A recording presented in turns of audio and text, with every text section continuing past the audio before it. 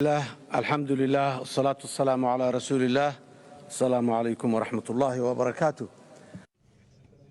God's blessings be upon you. And government's distinguished delegates, ladies and gentlemen, it's an honor and privilege to deliver the national statement of my country, Somalia, at this council, at this crucial COP27 in Egypt. I thank Egypt and President Abdel Fattah al-Sisi, as well as all other international partners, for bringing us together in this,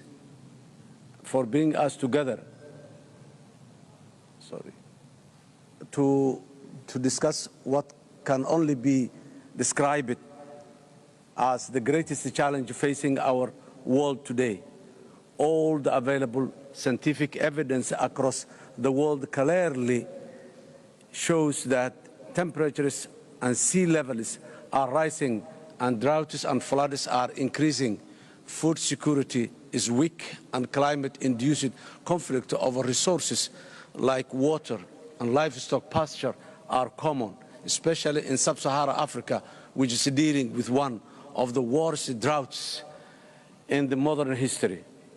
The presence of so many leaders in this meeting today gives me a confidence that not only is the issue of climate change being taken seriously internationally, but that during COP27, genuine plans and strategies will be negotiated, agreed, and implemented quickly to ensure we mitigate and adapt to its costly destructive effects across the world. In 2022, over 800 million people, majority of them from Africa, are food insecure. In Somalia, over 7 million people cannot meet their basic food needs and require urgent humanitarian assistance. We need to ask ourselves, why are we here after 26 years?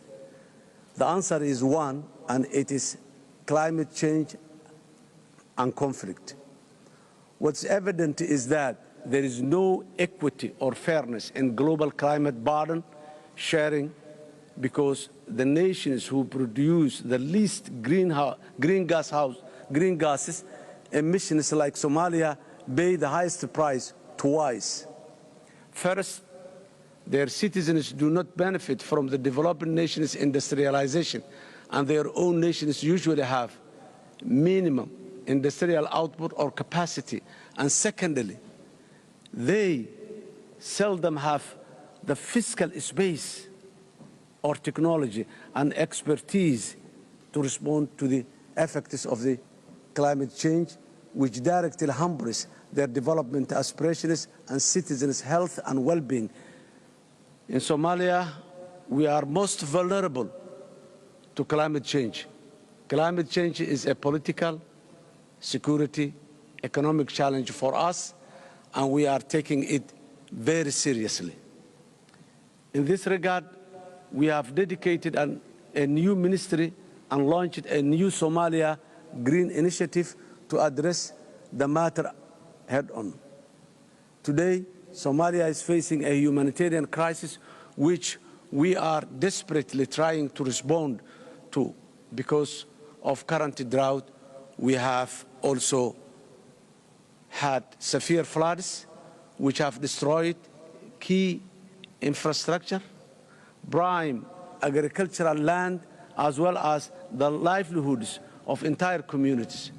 Today's global food and energy insecurity is disproportionately affecting Somalia because of the impact of the climate change and our people's inability to grow their own crops.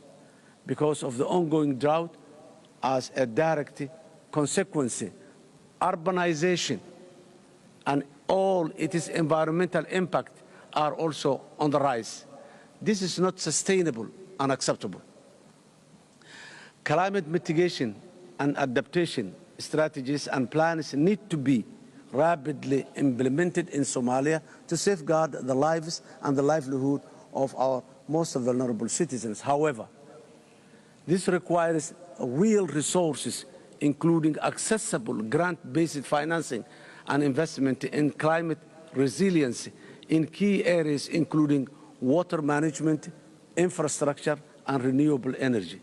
This is vital because many of the developing nations and least developed nations like Somalia are still struggling with the economic impact of the COVID-19 pandemic and national debt sustainability issues, and they must not be left behind. Furthermore, existing national, regional, and international climate early warning systems are not only useful where we can finance early effective action to mitigate and adapt quickly. In Somalia, we have one of the longest coasts in the world, vast arable land, and we are striving to build an economically stable future which both benefits from our strategic location and enormous natural resources potential, including the blue economy. However, we must take urgent action today to work with all our international partners to ensure we make the climate adaptation and mitigation investments that will make this reality tomorrow.